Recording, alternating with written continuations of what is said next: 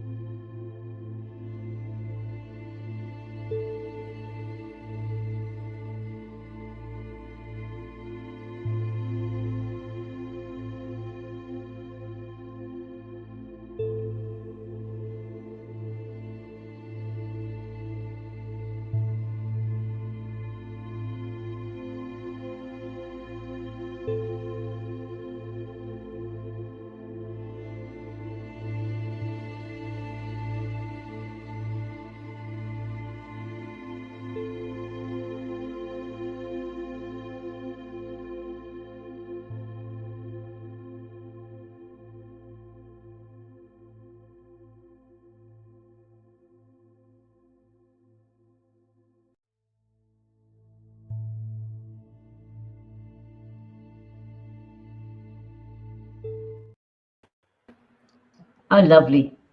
Jai Dhari Maap Sabko. I greet you all very, very warmly. How Nageshwari, lovely. very welcome. Ajay sir, Praveen ji, Mami, very, very welcome. We welcome our audience. Ma bless your smile. You have the most beautiful smile. Ma bless it. Thank you. Ma Thank bless. you. I truly believe, yes, please. Please, your thoughts, please. I immediately wanted to first give my pranam and naman to Kiranji, because it's such an honor to be in her presence. I have such beautiful memories of being at the Warwick University with her. And of course, loads and loads of love to Saina. So exciting to see you, an extension of Kiranji. Ajayji, lovely to meet you digitally. And Praveenji, and namaste, and assalamu alaikum, and a big hello to everybody who's watching us globally. I believe a whole lot of schools and colleges have tuned in to this show. So may we all leave with patience and love for each other and for our families. Sorry, Saina, over to you. I think, Mami, why don't you share your thoughts and then I'll take the thought forward. I want to begin by saying thank you to Shakira Scott, who's put up a lovely little clip for Rageshwari. How wonderful, the team behind, isn't it, Ragesh? I loved because I could get the real essence of who are we going to connect with, and the and the canvas. Canvas is so large that I'm starting to wonder what is it that we explore from you today. So thank you, Shakira, Shivani, and Sujata. They've just done a wonderful job in bringing you alive before we start to chat with you. Thank you. A big thanks to our team, because Kiranji, you have such a phenomenal team with Shakira, Shivani ji, everybody. They've been just so helpful, so wonderful, so efficient. So it speaks volumes about how you have guided them and inspired them to peak in their potential. Indeed, it was a beautiful, humbling clip. Thank you so much. Yes, Saina? Rakesh, yes, Rageshwari, we all pray and we all believe in the higher force, and we know it's the higher force holding all of us together. What are your thoughts on bringing sacredness into parenting? Why can't parenting be the most sacred part of our lives? Bringing Well, sacredness. yeah, it's so beautiful because I think it's so connected with our childhood. Saina, I mean, Panchatantra long knew 1200 BCE, and they knew things that science is proving today. So we as children were never celebrated as truly being sacred, right? And with that I mean, were we truly celebrated for who we were? So none of us really grew up with that luxury. We were always subliminally programmed to be something else, be someone else, so that we could be accepted by our parents, by our teachers, by our society. So when we grow up with not really being okay with who we are never authentic. So we pass on that generational trauma in whatever graph you've been through. So I feel by the time we are even parents, I was lucky because I got married really late. So I'd been through all the challenges, ups and downs. And I feel even marriage is not really about getting to know the other person. It's about getting to know you, your own self. So I was very clear about my non-negotiables.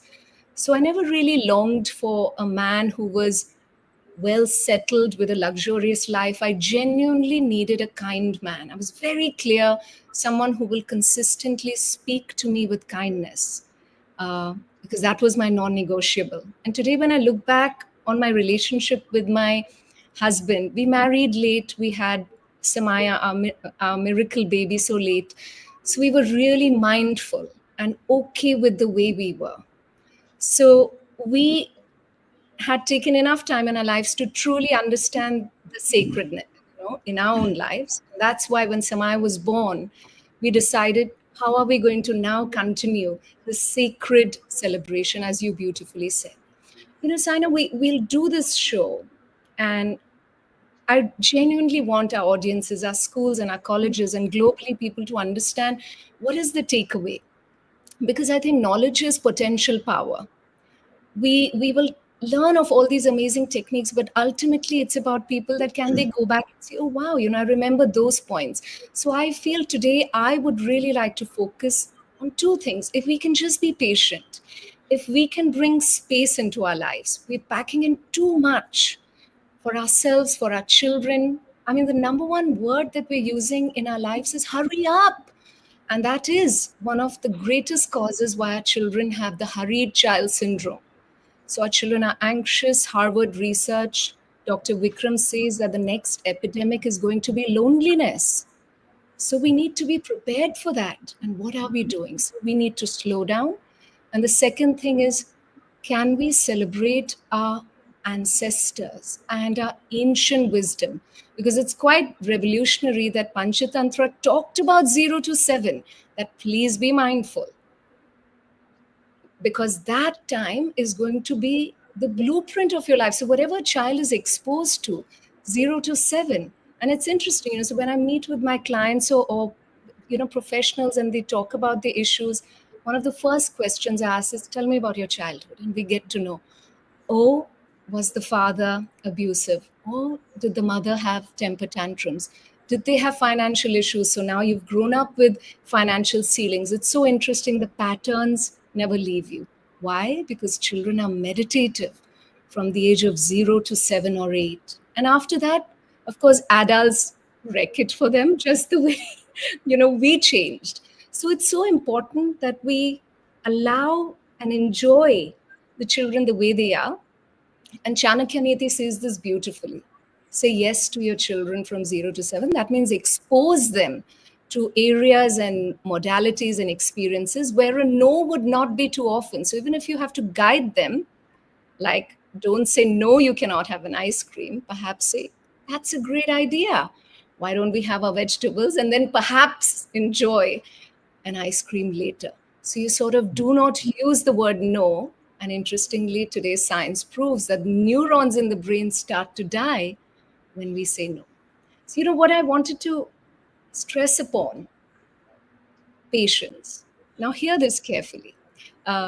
Amazon would lose $1.6 billion a year if its homepage loaded 1 second more slowly than it does. That's how impatient we have become as a society. Isn't that shocking?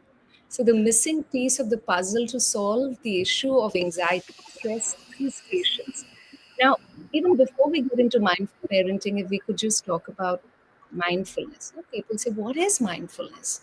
It's such a trending topic, but Indians we knew that from time immemorial, like dhyan.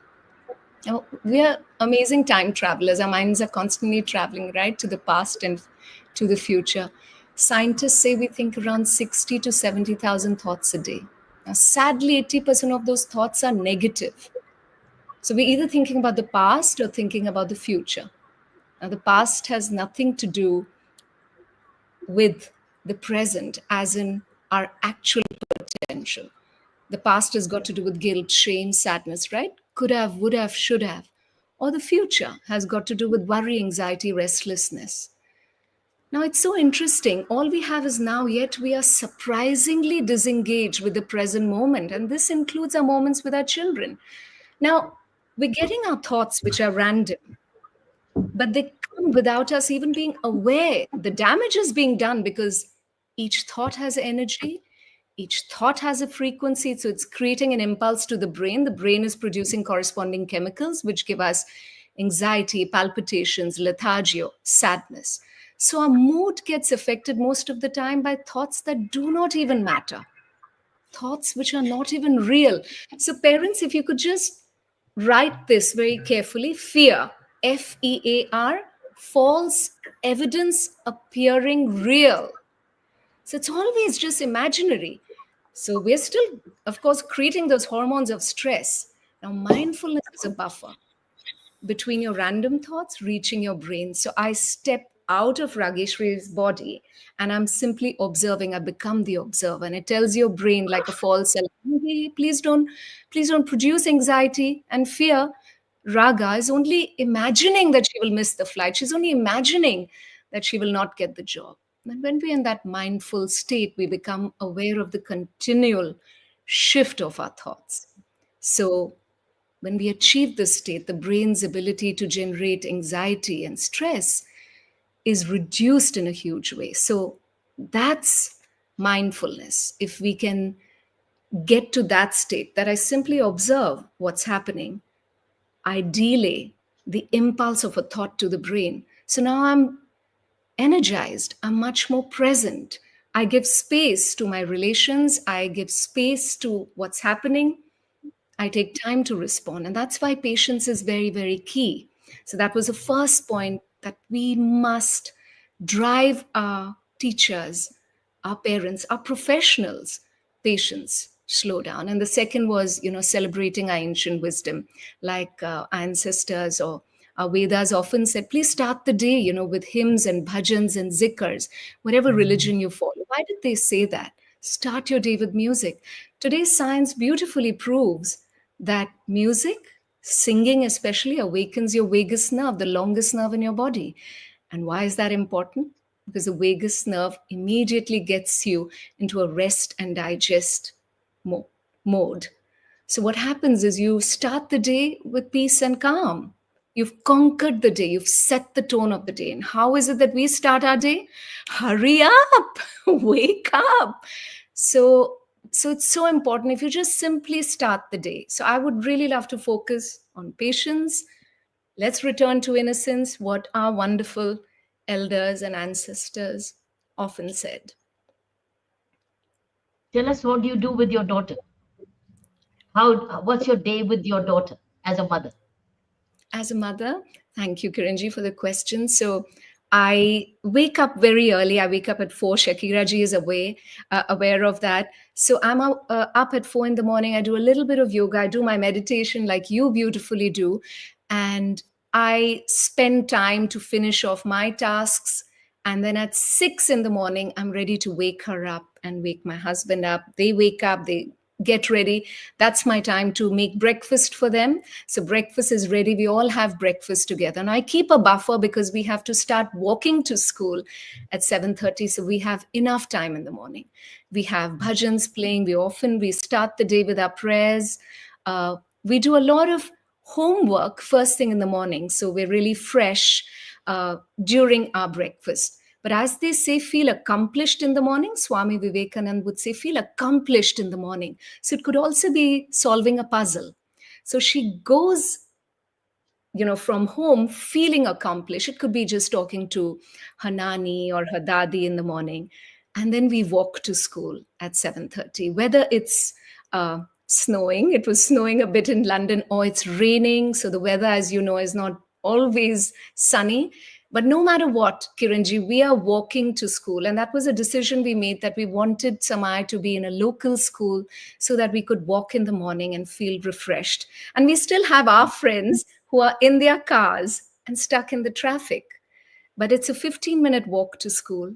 I drop her, meet her teacher, give her all the wonderful affirmations that I do, hoping that it will make sense in time. And I hear her, and it's amazing. As she starts to walk, she gives me insights into probably the day that was yesterday. And then I come back and I go on with my live events. I do a lot of digital live events with corporates, and my loved lives, like I'm having the one with you today. And soon it's 3:34. Then I go and fetch her, and the day is hijacked, as you know. I'm sure Saina was the same with you. So the day gets hijacked once I fetch her, dropping her to probably a few other clubs in case she has that. But mostly in the evening, we go off to the park. She's running the park. Nature is so important. And we have dinner by 5:30. I've already cooked dinner, prepared a bit. So then she will clear everything. Then we get ready for bed. She is in bed by 7 in the evening. So we read by 6:30. So dinner by 5:30, 6:30 in bed, reading a book, reading about Kiranji's life. She knows so much about you. So we're talking about her idols. Very important at a young age. Who are your idols for a child? So she has no idea about any of my Bollywood friends. She knows them as people, but she hasn't really seen any Bollywood film. But she'd know about Kailash Satyarthi ji, our Nobel laureate. She'll know about wonderful schools like Lucky International in Jodhpur, which follow mindfulness, or Akshar, which is all about sustainability. Or she'll know about Dr. Kiran Bedi ji, what a revolutionary icon for India to celebrate. So it's very interesting. She has different ideas. She goes and cleans streets in the morning. She's a plogger. Whenever I say you clean streets, she said, no, it's called a plogger, someone who jogs and picks up litter. So she's very inspired by that. And I want parents to, introduce their children to this, because look at the Yale University talking about the number one tool to be happy, community service. So they said that we are having very fake friendships, because our friendships, especially children, right? It's about who's going to throw the coolest birthday party, who has the greatest toy to play with.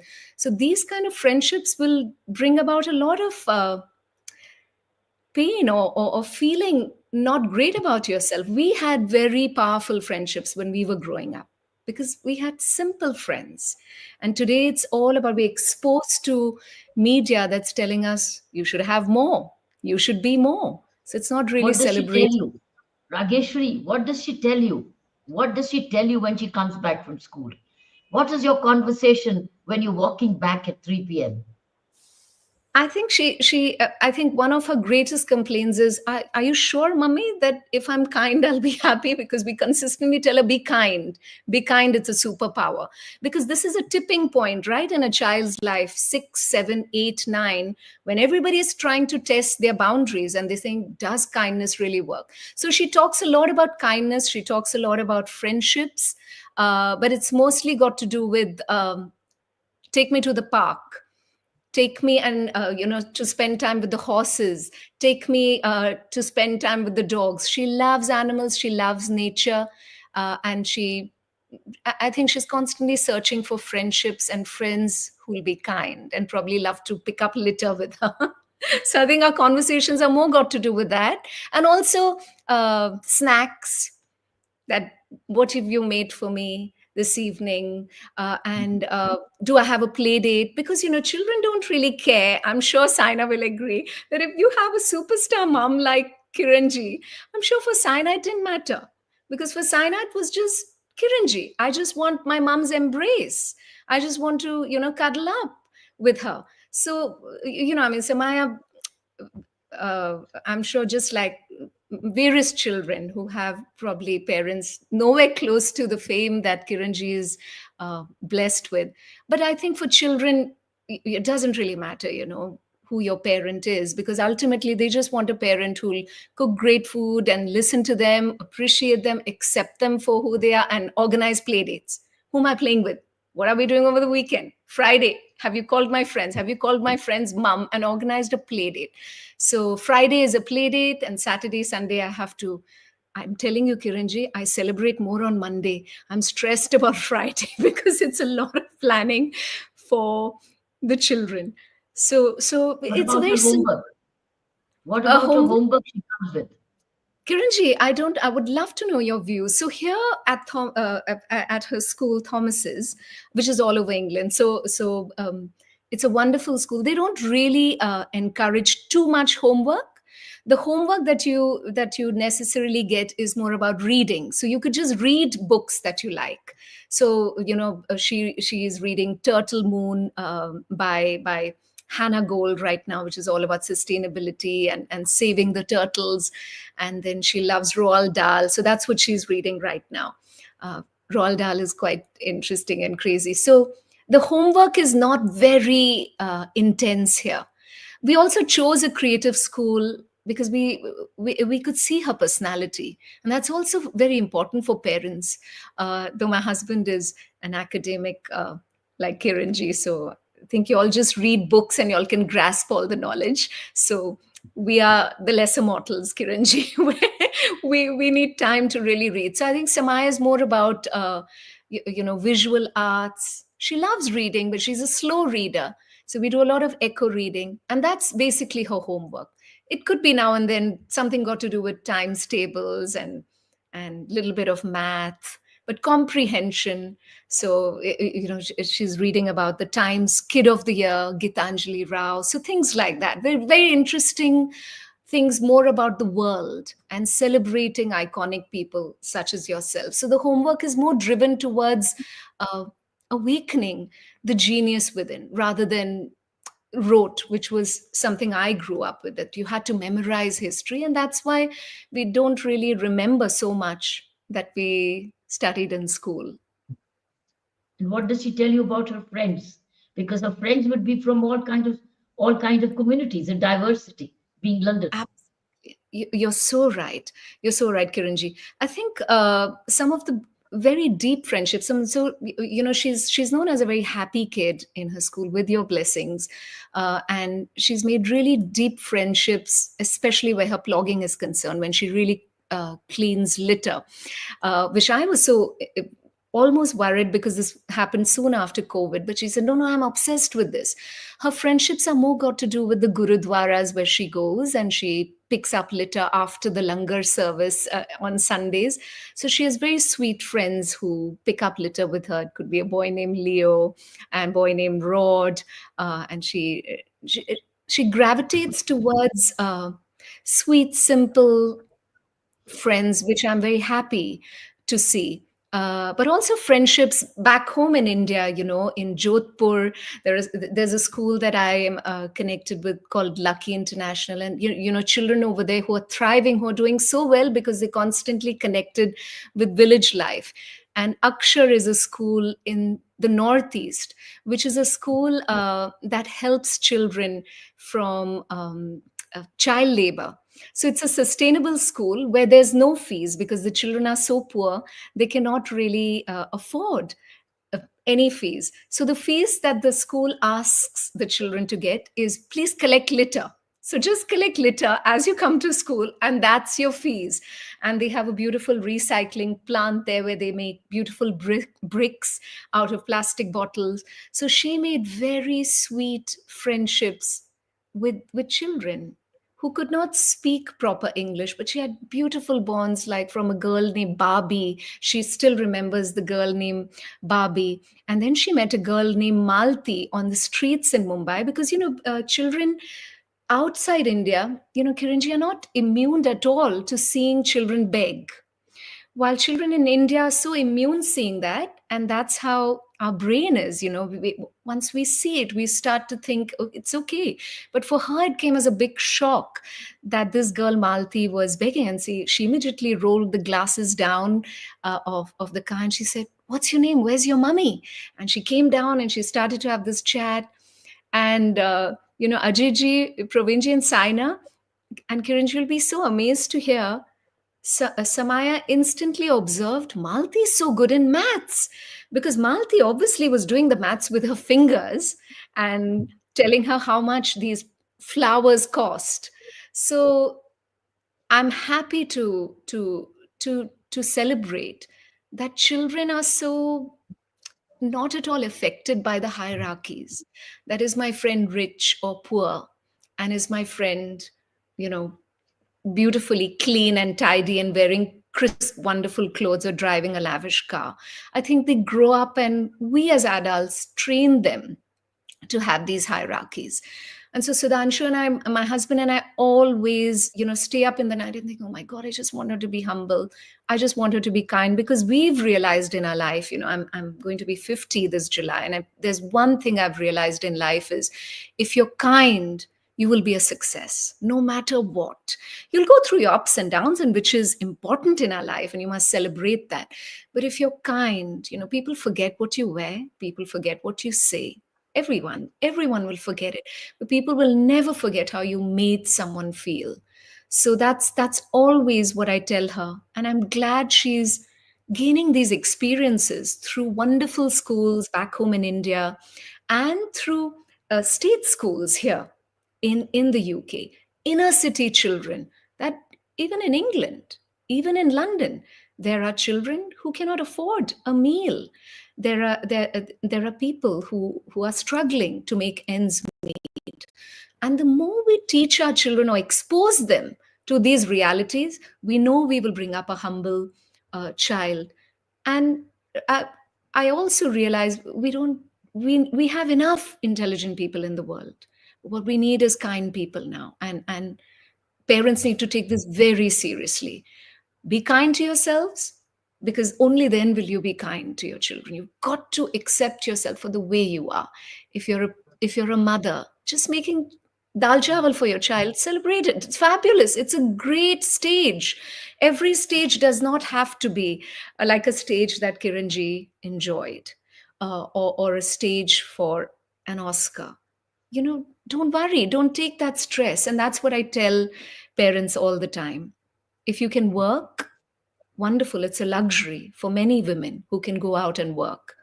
For some women, to just be at home is a luxury. But for some women, it's impossible for them to be at home because they have to help make ends meet. So at all times, be kind, speak words that can uplift someone. That's the greatest gift we can give. And it's so needed in today's times.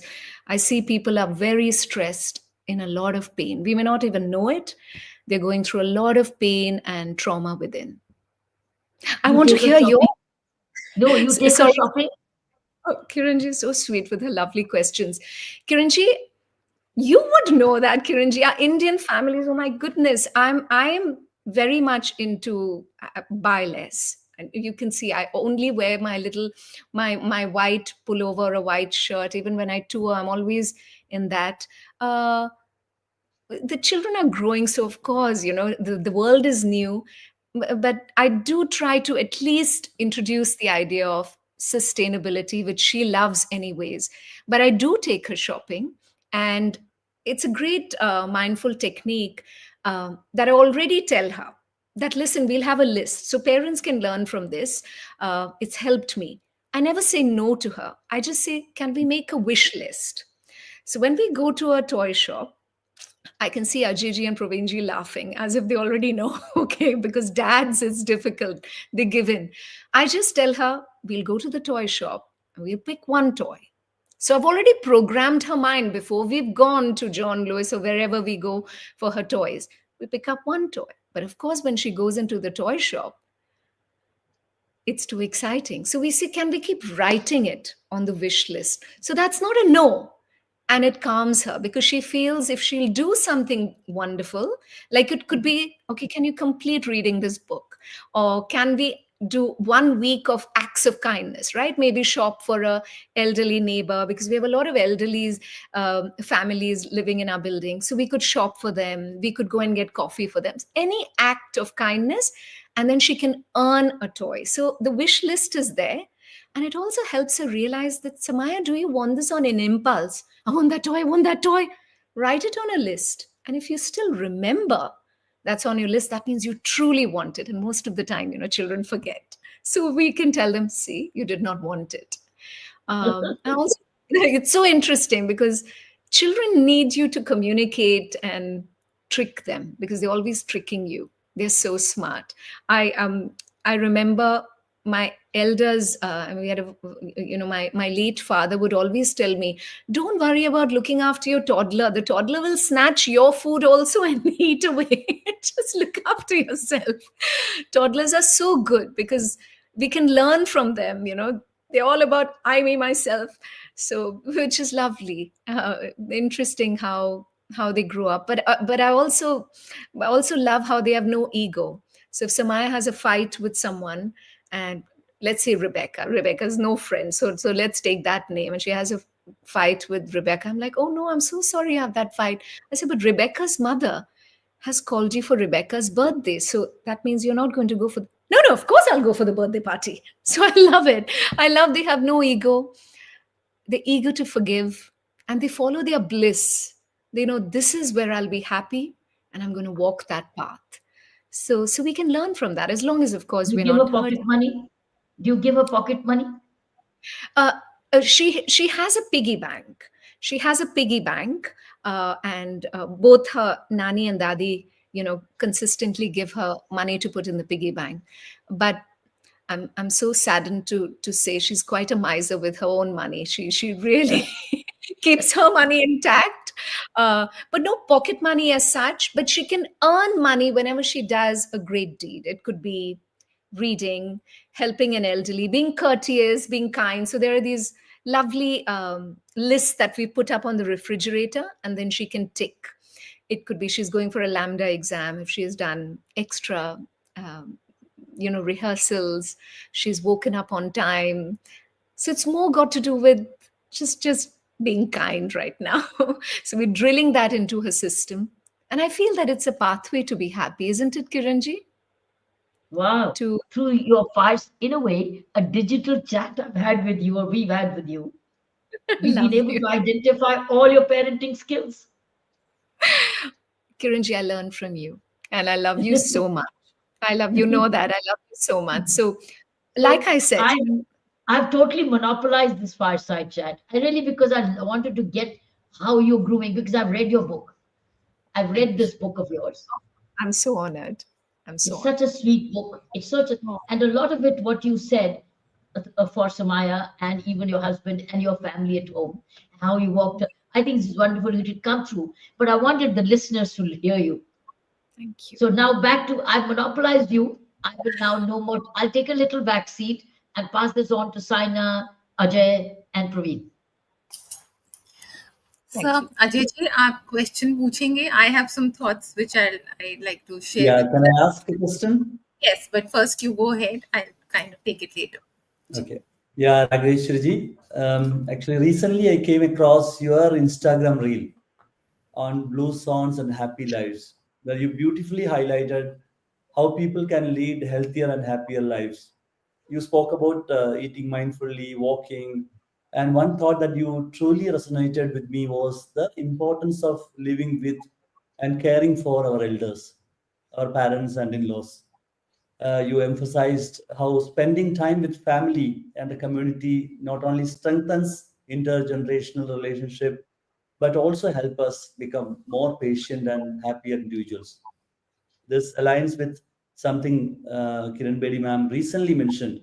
You can't raise your children the way your parents raised you, because your parents raised you for a world that no longer exists. My question is, in today's world, as families increasingly adopt a nuclear setup, how can parents embrace these intergenerational values to bring up their children differently? What advice would you give to parents on how they can create a meaningful bonds with their elders, and in doing so instill essential values in their children? What a beautiful question. And I'm so glad it's thanks to Shakira ji. She's the one who told me that yes, the reel on blue zones and mindful living has gone viral. So thank you.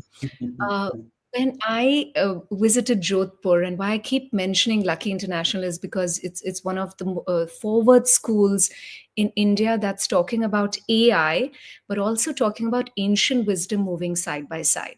So in London, for that matter, I live with my husband. It's me and my daughter. My mother-in-law lives in Northampton, and my mother lives in Mumbai.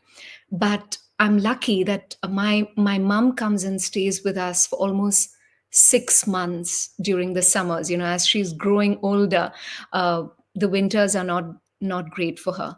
Where my mother-in-law is concerned, we're going to have our holidays and we will rush to be with her in Northampton. So I understand where modern day setups are concerned, that it's so difficult to juggle. But it's so important that the moment we bring patience, right, what I was talking about, the moment we bring space into our lives, we'll realize that when we have all these celebrations, be it Diwali, Dhanteras, Eid, Christmas, it's so valuable to not let go of the amazing knowledge that our elders can provide. More so when there was research done on children where their self esteem was concerned, they observed that the children who spent maximum time with their grandparents had high levels of confidence and self worth. Because you see, I mean, haven't we all noticed? We tell our mothers, you were very strict with me, but you're really kind with my daughter. It's because as a parent, it's just natural for us to come from a place of fear and anxiety because we want the best for our child. Our parents, for that matter, our grandparents, are looking through the lens of great wisdom, great patience. They know all will fall into place, and they're almost in that mode of, hey, listen, we know that everything will work out fine, and they have utmost love and acceptance for their grandchildren the way they are. So it's the purest form of love, because most of the times the love that parents have is very conditional. I hope you've come first. I hope you've done your homework. I hope you've been good. While the grandparent is ready to accept the child for the way the child is. So that acceptance is very powerful. Now, as a parent, if we look at that, hey, this is not just about spending time with the elders. This is really going to help my parents where their health is concerned, because science proves, because of brain synchronization, our elders become younger spending time with children. And our children become wiser and more patient when they spend time with the elders. So when you look at the science, then it becomes a priority. And when it becomes a priority, then you will make decisions. So it's ultimately about how much do you want it? Because we could tell them, put it into your schedule. You've ultimately going to want it. And many a times, I mean, so many people tell me, oh, but my mom-in-law or my father-in-law or my parents do not want to spend time with us. And that is another issue altogether. But we as children should do as much as we can to expose our children to the elders in the family, because there's something that's brilliant where self-belief and self-worth is concerned that only elders can attribute. And that's what Blue Zones talks about beautifully, that look at the way people are aging in a healthy and a happy way, intergenerational relations. Mhm. Thank you. Praveenji, you go first. You ask, and then I'll share my thoughts. Oh, thank you, Shanaji. Thank you. So, Rageshwariji, it was really glad to listen to you, and it was such an amazing learning experience I'm having. So, undoubtedly, I can tell you, this is one of the best episodes of Mindful Parenting. So, it was superb. So, I have a question. It's like, so we say about kindness, slowness, moving in a very mindful way in one aspect. At the same time, when we share it with many of the parents, so one of the question usually comes is like, the world is fast, the world is not so kind, the world is not so peaceful, and the world is not so compromising. So that when if you are raising child to be peaceful, kind, compromising, so would they be left beyond? I mean behind. So in the competition, where competition is a reality. So this is something which, when we talk about these good words in a crowd, so at least one person asks this question every time. Sure. So how do you respond to those kind of things? What's your response to that? Thank you, Pravinji. It's a very valuable question. The moment you bring science in, right, as Albert Einstein said, that remember we are scientific beings and we all have an energy field. And the moment you put on glasses of kindness, what do? We start to attract people who are kind in our lives. Now, it's interesting, people such as Kiranji or my husband Sudhanshu, who is a human rights activist, of course, have to bring in all the people who could be criminals, culprits, burglars, all of that. But at the same time, they've always worn the glasses of how can I rehabilitate these people? How can I reform these people? The glasses that they wore was how can I now, make them better? That, of course, is far too evolved for us to teach the child.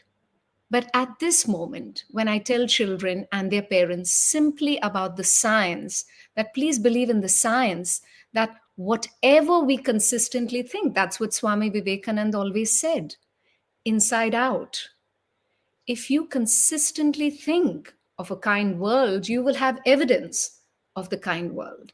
And, there was another video of ours that we did with Times Parenting that went viral, which was about the journalist asking me, what would you tell a child who's being bullied?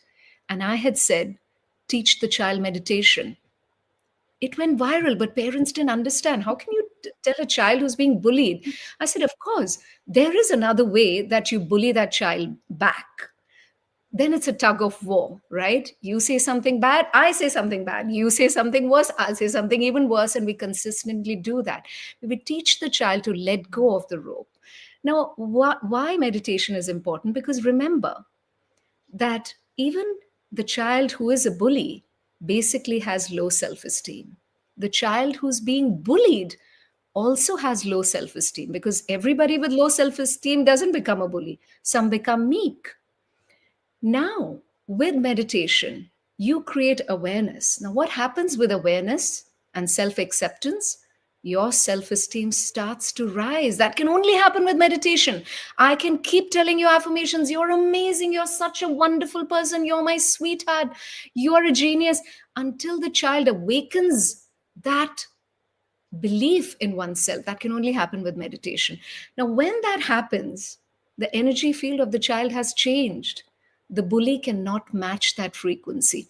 When we tell parents about the science, because this is not la la la talk, where they'll think that, oh, really, this is not spiritual jargon. This genuinely is about science. You raise your self-esteem through self-acceptance and self-belief. And that's what Swami Vivekananda always said. So it's spiritual knowledge as well. That's what Panchatantra said. Why did the rishis often train the children? You have a problem, you close your eyes, and you will get the best solutions. So for sure, parents can train their children to be boisterous and to be loud and to fight. And you can look around. Those kind of people eventually are never happy anyways. Because what is it that you want? Corporate corner offices, high profile jobs, and then you look at the connection of mental health issues directly connected. And that's what Albert Einstein said. If only people could understand a simple life where you're valuing what you're doing on a day to day basis, where you're valuing your relations, where you're celebrating yourself. Stop and stare. Wow, how far I've come. That is gold. That is your true goal. So, it's easier said than done. And that's why we need a complete culture change, Praveenji. The moment we train our teachers to do that, that's when change happens. So that's why schools like Akshar or Lifeology or demonstrative learning and Kiranji's amazing series like these, or Lucky International School, I keep coming back because they're following that, right? Or the Heartfulness Center. You can see the Heartfulness Center. Why is it in Hyderabad? How come these people are so different? Where everybody's brother, sister, talking with so much love, because they've realized that the fight is got to do with fear. It's not that I hate anyone, it's my deep rooted fear. False evidence appearing real. And you'll see the magic in children. So give me a child who's being bullied, and I can train them and show you how suddenly the child who's being bullied has become a modern day Lama, because the child suddenly knows, hey, I have no fear. I walk with a different body language now. Thank you. Thank you, Rageshwari. Rageshwari, I'm going to Thank share you. my thoughts with you, and maybe My God. we club it as a question, or we just take this conversation forward. Before I start talking, I just want to share with all our audience कि मैं आपसे जो भी आज बात करूंगी या रागेश्वरी को पूछूंगी, वो मैं अपनी तजुर्बे से पूछूंगी, क्योंकि हम सब के अपने अपने एक्सपीरियंसेस और रियलिटी ऑफ लाइफ है. मैंने जो 50 साल में देखा है और सीखा है, मैं उसके तजुर्बे से आपसे बात करूंगी. पेरेंटिंग बहुत जबरदस्त कर्मा है.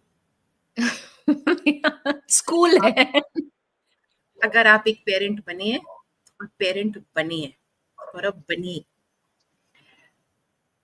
एक थॉट. दूसरा, Rageshwari, club it together, we are going to B.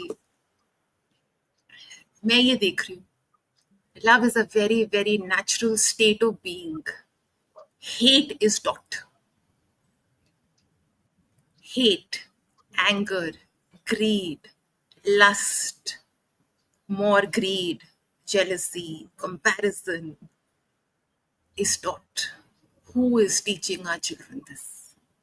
Get to the root of it. Yeah. Who is teaching our children all of this? When I work with the communities, I see a different world. I see some parents very different, and I see the children very, very different. So there is something shifting in the world. There are souls coming with certain embedded sanskaras, which are going to shine no matter what. Another point. I encourage children, I encourage parents who can afford parenting skills, who can afford it, कि अपने बच्चे को हफ्ते में, महीने में एक documentary दिखा दो. जिंदगी के बारे में एक डॉक्यूमेंट्री दिखा दो और खुद भी बैठ के देख लो, बैलेंस आ जाएगा.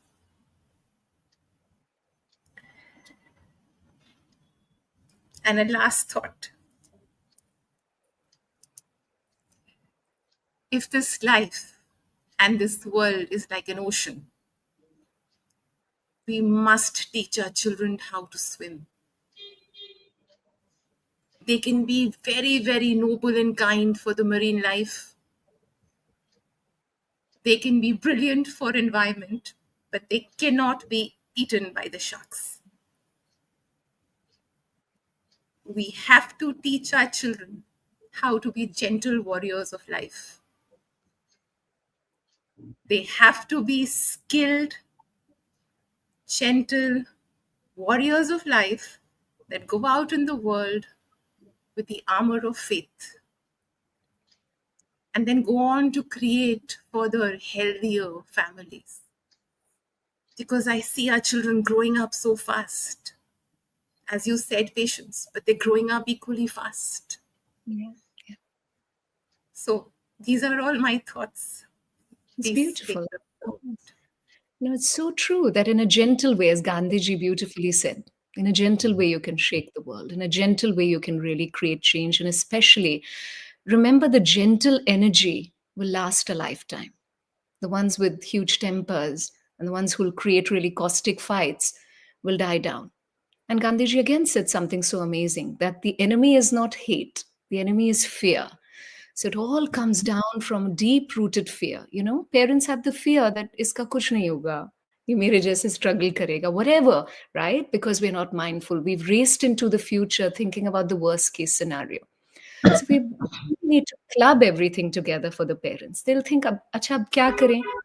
Simple. Create a beautiful environment in your home where you're not going to speak unkind words. Magnify the energy of the positives in your partner, in your children. Why do psychologists say the best thing you can do for your child? Love and respect your spouse. And this has not got to do with if you've separated from the spouse, not to worry. I make space for those families too. But you respect a spouse. So you're teaching a child the definition that when you love and respect someone, you can have healthy debates. But there's no screaming and shouting ever needed. No comparing, no complaining. The moment you compare your child, you shut down their reward centers in their brain. When you complain, you give away your power and you shrink the hippocampus in your brain. So it's so interesting. This is science. We're not going to compare in our home. We're not going to complain. We take and bring the power back. And we're a unity, complete, beautiful unit where we are united in love. So if we could just do that, be patient, enjoy the journey you have. The marriage you are in was a prayer, right? Was on your wish list. The child that you have was a prayer. It was on your wish list. Stop for a moment and just say, wow, I manifested this all. Now from this on, this moment, can I really celebrate life for the simplicity? Don't be hard on yourself. Accept yourself for the way you are. And then you'll be a joy to be around. And then automatically you'll pass that beautiful energy on to your children.